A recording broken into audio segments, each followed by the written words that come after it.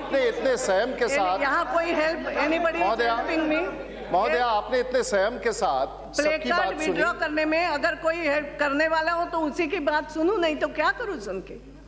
बिल्कुल मैडम। अध्यक्ष महोदया, एक विषय पर मेरा आपसे एक अनुरोध है। महोदया, आप बड़े दिल के साथ, आपने बड़े संयम के साथ और बड़े दिल के साथ, आपने बड़े संयम के साथ और बड़े दिल के साथ एक सुझाव दिया। आपने कल सर्वदलीय बैठक में सिर्फ 2 आग्रह किया था।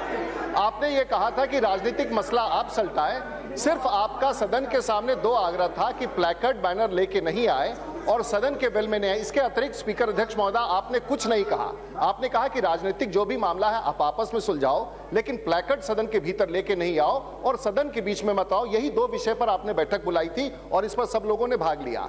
आज सुदीप बंदोपाध्याय जो बात कह रहे हैं बिल्कुल सही कह रहे हैं, हम लोग भी उनके बात से सहमत हैं। लेकिन हमारा आग्रह है कि अगर सुदीप बंदोपाध्याय ये कह रहे हैं तो उनके आग्रह पर ही माननीय सदस्य अपना प्लैकार्ड हटा दे और सदन के भीतर जो ये बीच में है ये चले जाए।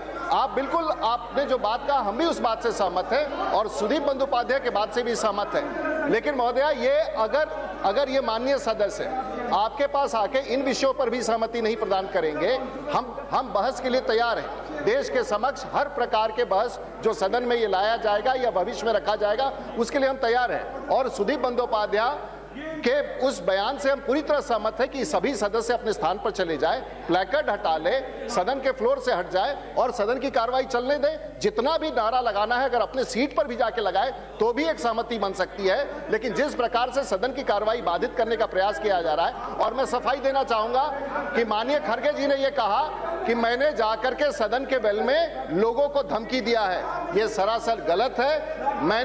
मैंने अपने कम्युनिस्ट पार्टी के मित्रों से जाकर के और उनके पास जाके मैंने विमर्श किया है। इस प्रकार से इस विषय को रखना अनुचित है।